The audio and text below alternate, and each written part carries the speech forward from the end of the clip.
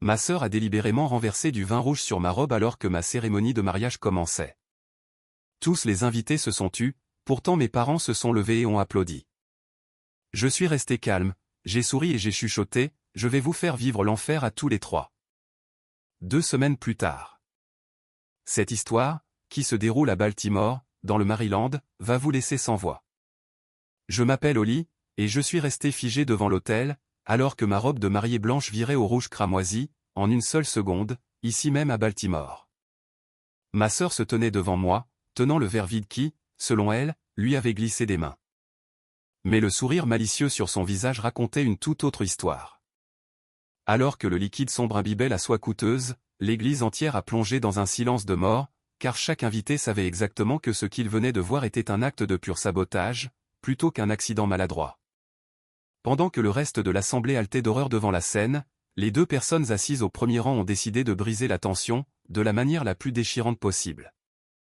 Mes propres parents se sont levés de leur siège réservé, et ont commencé à applaudir bruyamment, comme s'ils acclamaient une performance magnifique, au lieu de l'humiliation publique de leur propre fille. Ma meilleure amie s'est précipitée vers moi, avec une poignée de mouchoirs pour m'aider à nettoyer les dégâts, mais j'ai calmement repoussé sa main, car j'en avais fini de jouer les victimes. Je me suis avancé droit vers ma sœur, avec un sourire froid, bien plus terrifiant que n'importe quel cri de colère ne pourrait jamais l'être. Je me suis penché tout près de son oreille, pour m'assurer que personne d'autre ne puisse entendre la promesse que j'allais faire, alors que son propre sourire s'effaçait. Tu penses que c'est une victoire, mais tu viens de signer l'arrêt de mort de toute notre famille. Si vous regardez cette vidéo, s'il vous plaît, abonnez-vous et dites-moi dans les commentaires d'où vous m'écoutez, car ce soir, vous allez apprendre ce qui arrive quand la discrète décide enfin de détruire ceux qui l'ont trahi. 2 ans avant ce jour fatidique à l'hôtel, j'ai commencé à mener une double vie, en plein milieu de Baltimore, pour me protéger de mes propres parents. J'ai pris la décision consciente de paraître comme l'échec raté qu'ils ont toujours supposé que j'étais, car montrer de la faiblesse était le seul moyen d'éviter leur cupidité. Je me présentais toujours aux réunions de famille vêtues d'une combinaison de travail grise, intentionnellement tachée de graisse, et sentant légèrement le solvant industriel. Ma famille regardait mes mains rugueuses, mes yeux fatigués, et voyait une femme qui passait ses journées à récurer des toilettes pour le salaire minimum. Ils n'ont jamais regardé d'assez près pour remarquer que l'épuisement sur mon visage venait de la gestion de logistique complexe, plutôt que d'un travail physique. J'ai joué le rôle de la déception ouvrière si parfaitement, qu'ils ne se sont jamais demandé pourquoi j'étais toujours occupé pendant les heures de bureau standard. Ma sœur, Jazel, ne manquait jamais une occasion d'utiliser mon travail comme une plaisanterie, pour se sentir supérieure lors de nos dîners du dimanche. Elle fronçait le nez avec un dégoût exagéré quand je m'asseyais à table, demandant bruyamment si je m'étais souvenu de me désinfecter avant d'entrer dans la maison. Elle aimait raconter à ses amis superficiels que sa sœur cadette faisait un travail honnête, tout en riant derrière sa main manucurée, comme si mon existence était une blague hilarante. Je restais assise là, mangeant mon rôti en silence, tout en l'écoutant se vanter de sa dernière campagne d'influenceuse qui, en réalité, ne lui rapportait absolument rien. Il était incroyablement difficile d'avaler ses insultes en même temps que la nourriture, sans lui hurler la vérité au visage. Mais je savais que réagir ne ferait que les pousser à fouiller davantage dans ma vie privée. L'ironie massive de leur manque de respect constant était que je possédais, en fait, la société même dont je portais l'uniforme au dîner chaque semaine. Mon entreprise s'était développée, partant d'une simple camionnette délabrée, pour devenir une opération massive appelée HM Waste Solutions, avec plus de 300 employés sur la liste de paie. Je ne récurais pas les soldes pour le salaire minimum, car je négociais en réalité des contrats de plusieurs millions de dollars pour l'élimination de déchets dangereux, avec les plus grands systèmes hospitaliers du Maryland. Mon minuscule appartement n'était qu'une adresse postale que je gardais pour maintenir l'illusion, alors que je vivais en réalité dans une maison de ville de luxe, au calme, de l'autre côté de la ville. J'ai gardé mon nom hors de l'entête de l'entreprise et j'ai utilisé une structure de holding complexe, pour m'assurer qu'une simple recherche Google ne révèle jamais ma véritable valeur nette à mes parents curieux. Mes parents considéraient mon chèque de paie régulier comme un pot commun, dans lequel ils pouvaient piocher chaque fois que Jazel dépassait le plafond d'une autre de ses cartes de crédit. Ils me coinçaient dans la cuisine après le dessert, pour me culpabiliser sur la difficulté de suivre la hausse des remboursements d'hypothèque ou des factures d'électricité. Maman versait des larmes dramatiques sur le fait qu'ils pourraient perdre la maison, tandis que papa me fixait avec une attente pesante, jusqu'à ce que j'ouvre enfin mon portefeuille. Je remettais des centaines de dollars chaque mois, provenant de mes pourboires durement gagnés, pour couvrir des dépenses que Jazel créait avec ses habitudes de consommation imprudentes. Il prenait l'argent froissé sans un seul merci, car il se sentait en droit de recevoir le peu d'argent qu'il pensait que j'avais. J'ai continué à donner mon argent, car c'était un petit prix à payer pour les tenir éloignés de mes véritables actifs. Les gens demandent souvent pourquoi je ne leur ai pas simplement dit la vérité pour gagner leur respect. Mais ils ne comprennent pas la nature prédatrice de ma famille. Si mes parents savaient que leur fille concierge était en fait une PDG millionnaire, ils ne seraient pas fiers de moi une seule seconde. Ils exigeraient immédiatement que j'embauche Jazel comme vice-présidente, ou insisteraient pour que je leur achète un manoir en banlieue pour montrer ma gratitude. Ils me poursuivraient pour une part des bénéfices, ou me culpabiliseraient jusqu'à ce que je leur cède le contrôle de l'entreprise que j'ai bâtie à partir de rien. Jouer le rôle du vilain petit canard était le seul moyen de protéger l'œuf d'or, que j'avais travaillé 18 heures par jour pour créer. Je les ai laissés croire que j'étais un échec, car être sous-estimé était l'endroit le plus sûr pour sécuriser mon avenir. 3 mois avant le mariage, les filles sur la tente dans ma famille ont finalement explosé en une guerre ouverte, qui a détruit le peu de paix fragile qui restait entre nous. J'ai été convoqué chez mes parents pour ce que je pensais être une discussion de routine sur la liste des invités ou les choix de traiteurs pour la réception à venir.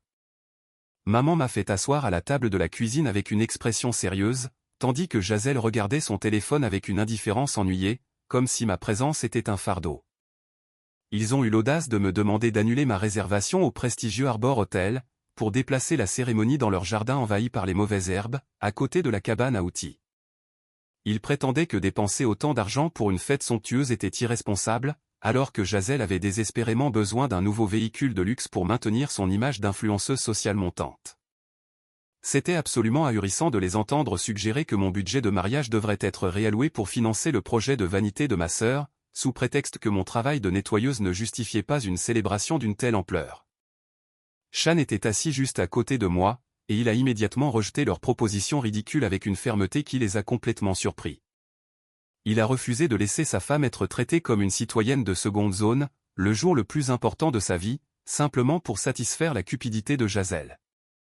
Il a sorti son chéquier, là, sur la table, et a déclaré qu'il avait déjà payé le dépôt de la salle en totalité, en utilisant ses propres économies. Le silence dans la pièce était palpable, car ils ne comprenaient pas comment un mécanicien et une concierge pouvaient s'offrir un lieu qu'ils ne pourraient eux-mêmes jamais rêver de réserver. Leurs visages ont pris une teinte de rouge qui était un mélange d'embarras et de jalousie brûlante, plutôt que de bonheur pour leur fille. Ne pouvant pas contester l'argent déjà dépensé, ils ont eu recours à la bouderie, comme des enfants capricieux à qui on aurait refusé un nouveau jouet. La tension a continué de monter quelques semaines plus tard, lorsque je suis allé faire mon dernier essayage de robe dans une boutique haut de gamme du centre-ville de Baltimore. Jazel ne m'accompagnait que parce que maman insistait pour que les sœurs partagent ces moments, mais ses yeux étaient remplis de venin pendant tout ce temps. Elle m'a regardé sortir de la cabine d'essayage dans une robe de créateur qui coûtait plus cher que toute sa garde-robe réunie. Elle s'est levée du canapé de velours, les poings serrés, et a craché des mots conçus pour m'enlever toute confiance en moi. Il m'a fallu toute ma maîtrise de soi pour ne pas la gifler sur le champ, mais j'ai simplement lissé le tissu de soie et ignoré son emportement. Je savais que sa cruauté venait du fait que sa propre vie s'effondrait, tandis que la mienne prospérait d'une manière qu'elle ne pouvait pas comprendre. J'ai payé la robe avec ma propre black card, pendant qu'elle attendait dehors, ignorant totalement que la concierge qu'elle méprisait avait une limite de crédit plus élevée que toute sa valeur nette. Le point de rupture est arrivé un mardi pluvieux, quand Shan et moi sommes passés à la maison pour déposer le plan de table finalisé. Nous sommes entrés par la porte d'entrée non verrouillée et avons entendu des voix étouffées provenant du salon, au bout du couloir. Nous nous sommes arrêtés car nous avons réalisé qu'ils ne discutaient pas de logistique, mais qu'ils fomentaient en réalité un plan malveillant. Ils riaient de la façon dont il serait hilarant de gâcher ma journée parfaite, puisque j'avais refusé de leur donner l'argent pour la voiture. Mon cœur martelait mes côtes alors que j'écoutais mon propre père encourager leur comportement cruel, au lieu de les corriger. Il semblait presque ravi à la perspective de me faire descendre d'un piédestal devant tous nos amis et notre famille élargie. J'ai entendu papa dire clairement depuis son fauteuil, « Laisse-la avoir son mariage, et ensuite nous transformerons son grand jour en son souvenir le plus humiliant, pour qu'elle se souvienne de qui est vraiment le centre de cette maison. » Ces mots ont brisé le dernier vestige d'espoir que j'avais gardé, l'espoir qu'ils puissent m'aimer au fond d'eux. Shan m'a regardé avec de la tristesse dans les yeux et m'a serré la main assez fort pour me ramener à la réalité. Nous aurions pu entrer dans cette pièce et hurler jusqu'à ce que nos gorges soient irritées par l'indignation. Nous aurions pu annuler le mariage, ou ne pas les inviter, pour nous épargner l'embarras de leur complot. Mais s'enfuir ne ferait que leur donner la satisfaction de savoir qu'ils nous avaient atteints. Nous sommes sortis de la maison silencieusement, sans faire un bruit, et sommes rentrés dans un silence contemplatif. Nous avons décidé, à ce moment-là, que nous ne les empêcherions pas d'exécuter leur plan, car nous avions besoin qu'ils exposent leur vraie nature au monde entier. Nous allions les laisser poser le piège, et ensuite, nous allions les regarder tomber dedans. 2 jours après que ma robe de mariée a été ruinée par la jalousie malveillante de ma sœur, au lieu de pleurer dans ma chambre comme il s'y attendait, j'étais assise dans le bureau de mon avocat, dans un immeuble de grande hauteur surplombant le port. Monsieur Thompson était assis en face de moi avec une pile épaisse de documents détaillant chaque secret financier que ma famille avait essayé de cacher. Il a ajusté ses lunettes et m'a présenté le rapport de jury comptabilité qui révélait, petit rire méprisant, le château de cartes précaire que mes parents avaient construit pour maintenir leur façade de stabilité de classe moyenne. Nous avons découvert que la maison familiale où j'avais grandi avait été hypothéquée non pas 1 ou 2 fois, mais 3 fois séparément, pour financer leur style de vie somptueux. Il s'est avéré que la nouvelle rénovation de la cuisine et les vacances en Europe dont ils se vantaient étaient toutes payées avec de l'argent emprunté, qu'ils n'avaient aucun moyen de rembourser. Jazel était dans une position encore pire, car sa dette de carte de crédit était astronomique, en raison de son obsession pour l'achat de vêtements de créateurs pour impressionner des inconnus sur Internet. Monsieur Thompson m'a regardé avec une expression sérieuse et m'a expliqué que la banque locale se préparait déjà à saisir la maison dans les prochains mois, car ils avaient manqué 4 paiements consécutifs. C'était l'opportunité que j'attendais pour prendre le contrôle de la situation, sans jamais avoir à hausser la voix ou à faire une crise. J'ai donné l'ordre à Monsieur Thompson d'utiliser les réserves de capital de ma holding pour racheter directement la dette en difficulté à la banque, à un prix négocié. C'était une manœuvre commerciale impitoyable, habituellement réservée au rachat d'entreprises hostiles, mais je ne ressentais absolument aucun remords à l'appliquer aux personnes qui avaient applaudi mon humiliation. J'ai signé l'épaisse pile de documents d'une main ferme, et je suis officiellement passé du statut de fille méprisée à celui de leur créancière légale principale. La transition de pouvoir fut immédiate et silencieuse, car ils n'avaient aucune idée que la société d'investissement qui avait racheté leur prêt appartenait en réalité à la concierge dont ils se moquaient. J'ai attendu exactement 24 heures avant de demander à mon équipe juridique d'envoyer les mises en demeure de payer ou de quitter les lieux, par courrier recommandé, à la fois à la maison de mes parents et à l'appartement de Jazel. Ce n'étaient pas des rappels polis pour payer des frais de retard. C'étaient des demandes juridiques agressives exigeant le paiement immédiat du solde complet, sous peine de procédure d'expulsion immédiate. Je ne pouvais qu'imaginer la scène chaotique qui s'est déroulée lorsque le facteur a livré ses enveloppes terrifiantes à leur porte, un mardi matin tranquille. La panique a dû être instantanée, alors que la réalité de leur irresponsabilité financière s'écrasait enfin sur eux sans pitié. Mon téléphone a sonné presque immédiatement après la confirmation de livraison sur mon ordinateur, et j'ai vu le nom de ma mère clignoter sur l'écran. J'ai laissé sonner 4 fois avant de répondre, car je voulais qu'elle transpire un peu avant que je ne joue ma part dans cet acte final. J'ai répondu avec une voix tremblante pour simuler la faiblesse qu'elle attendait, et elle n'a même pas perdu une seconde en politesse ou en excuse pour le désastre du mariage.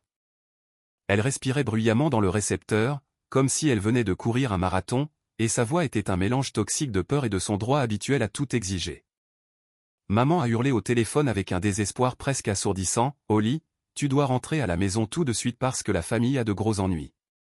Alors, apporte toutes tes économies et l'argent de Shan pour nous sauver. » J'ai éloigné le téléphone de mon oreille et j'ai souri à Shan, qui était assis à côté de moi en buvant du café, regardant tout le plan se dérouler parfaitement. Elle, petit rire, n'a pas demandé si j'avais l'argent. Elle l'a simplement exigé, car elle supposait que mon seul but dans la vie était de servir de filet de sécurité financière. J'ai pris une profonde inspiration pour stabiliser ma voix et j'ai prononcé la phrase qui allait les attirer dans le piège que nous avions tendu. J'ai répondu d'un ton faussement inquiet, « Maman, je ne garde pas ce genre de liquide à la maison, mais rencontrons-nous au restaurant Gold Leaf ce week-end, et je vous remettrai un chèque. » Elle a immédiatement accepté et a raccroché sans dire au revoir ni me remercier, calculant probablement déjà comment elle dépenserait mon argent. Elle n'avait aucune idée que le chèque que je prévoyais d'apporter n'était pas un mandat bancaire, mais un choc de réalité qui allait les expulser de leur vie confortable. J'ai posé le téléphone sur le bureau et j'ai ressenti un profond sentiment de clôture s'installer dans ma poitrine. Le piège était officiellement tendu, et tout ce qu'il me restait à faire, c'était d'attendre qu'ils entrent dans le restaurant le plus sélect de Baltimore pour recevoir leur punition. Ce week-end-là, Ma famille est entrée dans le restaurant de fruits de mer le plus exclusif de Baltimore, avec des airs de satisfaction suffisante et de cupidité plaqués sur leur visage. Nous avions convenu de nous retrouver au Gold Leaf parce que je voulais un cadre assez formel pour être le témoin de la destruction complète de leurs égos démesurés. Je suis arrivé exactement à l'heure avec Shan à mes côtés, mais je n'ai pas été surprise de voir que Jazel et mes parents étaient déjà installés à la meilleure table près de la fenêtre. Ils étaient clairement arrivés 30 minutes à l'avance pour profiter pleinement de ma générosité, car la table était déjà encombrée d'entrées et d'un seau à glace contenant une bouteille de champagne coûteux. Ils n'avaient pas l'air d'une famille au bord de la ruine financière sur le point de perdre le toit au-dessus de leur tête. Ils s'étaient mis sur leur 31 et riaient bruyamment, comme s'ils célébraient un gain à la loterie plutôt que de mendier un sauvetage. Je me suis assise en face d'eux et j'ai remarqué qu'ils avaient déjà commandé le homard thermidor et le plus grand plateau de fruits de mer du menu, sans même attendre que nous arrivions. Maman a à peine reconnu ma présence d'un rapide signe de tête, avant de reporter son attention sur le menu pour commander une autre tournée de boissons. C'était vraiment écœurant de les regarder se gaver de mes coûteux, tout en supposant que j'allais régler la facture avec mes économies durement gagnées. Ils ne montraient absolument aucun remords pour la scène horrible qu'ils avaient causée à l'église quelques jours plus tôt. Dans leurs esprits tordus, le fait que je sois là pour les aider signifiait que j'avais accepté ma place en dessous d'eux et que j'étais passé à autre chose. Jazel était déjà éméchée par le vin et a décidé que c'était le moment idéal pour enfoncer le couteau un peu plus loin dans mon dos. Elle a fait tourner son verre de vin nonchalamment et m'a regardé avec ce même sourire condescendant qu'elle portait à l'hôtel. Shan s'est raidi à mes côtés et sa prise s'est serrée sur sa fourchette, mais j'ai posé une main apaisante sur son genou pour lui signaler d'attendre. J'ai forcé un sourire pincé et je suis restée silencieuse, car l'interrompre maintenant gâcherait la surprise que j'avais préparée. Ils ont interprété mon silence comme de la soumission et ont continué à manger avec l'appétit féroce de gens qui croyaient avoir droit à tout ce que je possédais. Papa était particulièrement agressif avec sa nourriture, s'attaquant à une pâte de crabe avec des mains sales tout en vérifiant constamment sa montre. Il ne profitait pas du repas autant qu'il endurait la période d'attente avant le paiement. Il a fini par perdre complètement patience et a tapé ses doigts bruyamment contre la nappe blanche pour attirer mon attention. Son visage était rouge à cause de l'alcool, et ses yeux étaient durs d'attente alors qu'il exigeait ce pourquoi il était venu. Papa m'a fixé et a aboyé, « Dépêche-toi de manger pour pouvoir donner l'argent, car nous devons régler la situation avec la banque dès demain matin, alors arrête de traîner. » J'ai regardé la nourriture à moitié mangée dans mon assiette et j'ai réalisé que j'avais perdu l'appétit dès l'instant où j'étais entré dans le restaurant. Shan et moi sommes restés parfaitement immobiles, les regardant finir chaque bouchée de leur repas extravagant. C'était une étude fascinante et grotesque de la nature humaine que de les regarder célébrer leur victoire présumée sur moi. Ils croyaient vraiment qu'ils pouvaient m'abuser publiquement, détruire mon mariage, puis me convoquer pour éponger leurs dettes simplement parce que nous partagions le même sang. J'ai laissé le silence s'étirer jusqu'à ce que le serveur s'approche enfin de notre table avec le dossier en cuir contenant l'addition. Maman s'est essuyé la bouche avec une serviette et m'a regardé avec de grands yeux impatients, alors que le serveur posait l'addition au centre de la table. Elle a hoché la tête vers la facture comme pour me donner la permission d'accomplir mon devoir de sauveuse financière. J'ai mis la main dans mon grand sac à main, lentement, pour faire monter l'anticipation du moment. Ils s'attendaient à un chéquier ou à une carte de crédit qui ferait disparaître instantanément tous leurs problèmes. Au lieu d'un portefeuille, j'ai sorti un épais dossier juridique noir, lourd du poids de leurs mauvaises décisions. Je n'ai pas dit un mot alors que je soulevais le lourd classeur et le claquais au centre de la table avec assez de force pour faire teinter l'argenterie. Le son a résonné dans la salle à manger silencieuse comme un coup de feu, signalant la fin de leur repas et le début de leur cauchemar. Le sourire suffisant sur le visage de Jazel s'est évanoui instantanément au moment où j'ai claqué le lourd dossier noir sur la table de marbre froid. Le bruit inattendu a poussé les autres dîneurs à se retourner de surprise, mais ma famille était trop paralysée par la confusion pour remarquer l'auditoire. Maman a regardé le dossier puis mon visage avec un sourcil froncé, essayant clairement de comprendre pourquoi j'avais apporté de la paperasse au lieu d'un chéquier. Elle a tendu une main tremblante pour toucher la couverture en cuir comme si elle s'attendait à ce qu'il la morde, mais je l'ai retiré hors de sa portée. L'air dans la salle à manger privée a basculé rapidement d'une atmosphère de célébration à une tension suffocante, alors qu'ils réalisaient que la dynamique avait changé. J'ai pris une profonde inspiration pour savourer le regard de confusion dans leurs yeux avant de livrer la nouvelle qui allait briser leur monde.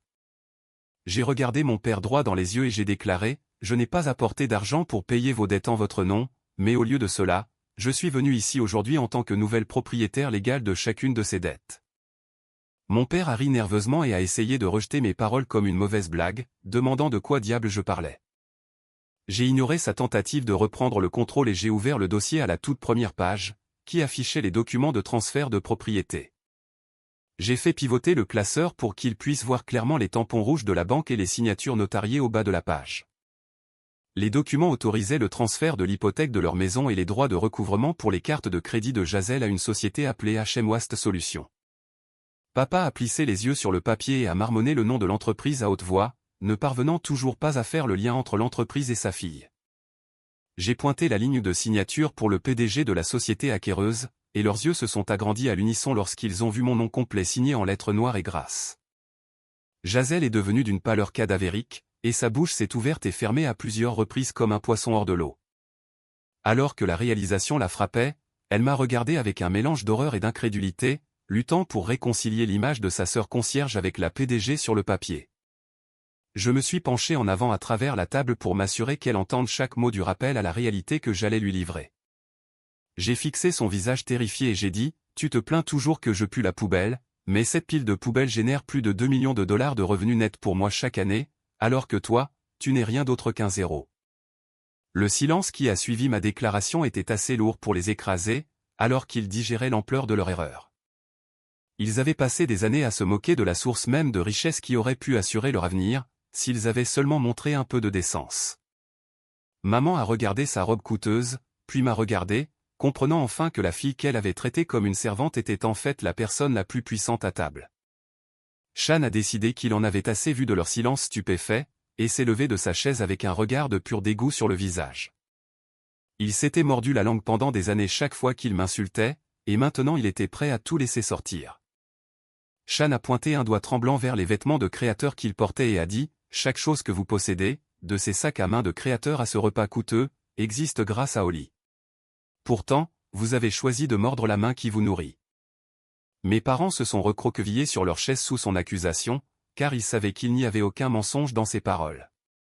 La pièce semblait incroyablement petite alors que les murs de leur arrogance s'effondraient autour d'eux. La peur dans leurs yeux n'était plus à propos de la banque ou des avis d'expulsion. C'était la réalisation terrifiante que la personne tenant la hache était la même personne qu'ils avaient passé toute une vie à aiguiser. Papa a regardé à nouveau les documents, ses mains tremblant si fort qu'il a renversé son verre de vin, en voyant une tache rouge foncée se répandre sur la nappe blanche. C'était un reflet poétique du vin que Jazel avait versé sur ma robe, mais cette fois, personne n'applaudissait. Il fixait la tache avec horreur parce qu'il savait que, contrairement à une robe, le désordre qu'ils avaient fait de leur vie ne pourrait pas être nettoyé. J'ai fermé le dossier d'un coup sec qui signalait la fin de la présentation et le début de l'exécution. Ils n'étaient plus ma famille. Ils étaient simplement des locataires délinquants assis en face d'une propriétaire qui n'avait plus de patience. Le silence de mort à l'intérieur de la salle VIP a été soudainement brisé par la sonnerie agressive du téléphone portable de Jazel, posé sur la table. Elle a regardé l'écran avec un froncement de sourcils confus car l'identifiant de l'appelant affichait le nom de la société de remorquage qu'elle utilisait pour l'assistance routière. Elle a répondu à l'appel sur haut-parleur parce que ses mains tremblaient trop violemment pour tenir l'appareil correctement. Une voix bourrue à l'autre bout l'a informé sans aucune sympathie que son véhicule de luxe était actuellement en train d'être accroché à une dépanneuse dans le parking du restaurant. Le conducteur a expliqué que l'ordre de reprise de possession venait directement du créancier en raison d'une violation des conditions de paiement sous le nouvel accord de propriété. Jazel a hurlé qu'il devait y avoir une erreur et a essayé de courir vers la fenêtre pour les arrêter, mais elle s'est figée quand elle a vu ma signature sur l'ordre de saisie que le conducteur a envoyé par SMS sur son téléphone. Je suis resté assise calmement en sirotant mon eau pendant qu'elle regardait son symbole de statut social bien-aimé être emmené par la société même dont elle avait passé des années à se moquer. Le chaos a continué de s'intensifier quelques instants plus tard lorsque les lourdes portes en chaîne se sont ouvertes pour révéler M. Thompson entrant dans la pièce avec une mallette. Mes parents l'ont regardé avec des yeux écarquillés alors qu'il plaçait une enveloppe juridique formelle directement devant mon père sur la table du dîner. Papa a ouvert le paquet avec des doigts tremblants et en a sorti un document avec avis de quitter les lieux imprimé en grosses lettres rouges en haut. M. Thompson a expliqué d'un ton monotone et professionnel que puisque le titre de propriété avait été transféré à HM Wast Solutions, les occupants actuels étaient tenus de libérer les lieux sous 30 jours. La couleur a quitté le visage de mon père jusqu'à ce qu'il ressemble à un cadavre ambulant, car la réalité de se retrouver à la rue le regardait enfin en face. Ils m'ont regardé pour chercher un signe que ce n'était qu'une blague cruelle, mais mon expression est restée aussi froide et implacable que la table de marbre entre nous. Shan a décidé qu'il était temps de porter le coup final à leur réputation en sortant son smartphone de sa poche. Il a navigué sur une plateforme de médias sociaux populaire et a tourné l'écran pour qu'ils puissent voir la vidéo qui faisait actuellement le buzz localement. C'était une séquence en haute définition de Jazelle versant le vin sur ma robe, montrant clairement son intention malveillante et leurs applaudissements subséquents. La vidéo avait déjà recueilli des milliers de vues, et la section des commentaires était remplie d'inconnus les traitant de gens vulgaires et cruels. Shan a fait défiler l'écran pour montrer à Jazelle une notification par email de la marque de mode qu'elle était censée représenter le mois suivant. Ils avaient vu la séquence et mettaient fin à son contrat immédiatement, car il refusait d'être associé à quelqu'un qui saboterait un mariage. L'empire numérique que Jazelle avait construit sur des mensonges et des filtres s'effondrait en temps réel juste devant ses yeux. Le poids combiné de perdre leur voiture, leur maison et leur réputation en l'espace de 10 minutes a finalement brisé leur arrogance. Le visage de ma mère s'est décomposé en un masque de pure terreur, alors qu'elle réalisait qu'il n'avait absolument plus aucun levier à utiliser contre moi. Elle s'est précipitée hors de sa chaise et a contourné la table pour attraper ma main avec une prise désespérée et transpirante. Elle m'a regardé dans les yeux avec des larmes coulant sur son visage, espérant me manipuler une dernière fois avec le voyage de culpabilité qui avait fonctionné pendant des années. Maman a serré ma main fermement et a gémi, « Holly, ma bonne fille, tu ne peux pas faire ça à ta famille parce que nous sommes du même sang. Alors, s'il te plaît, pardonne à ta sœur. » J'ai regardé sa main sur mon bras et je n'ai absolument rien ressenti d'autre qu'un profond sentiment de soulagement de ne plus m'en soucier. La femme qui avait applaudi pendant que j'étais humilié implorait maintenant pitié uniquement parce qu'elle avait perdu son pouvoir. Je me suis levé lentement et j'ai retiré ma main de sa prise d'un mouvement sec qui l'a fait reculer.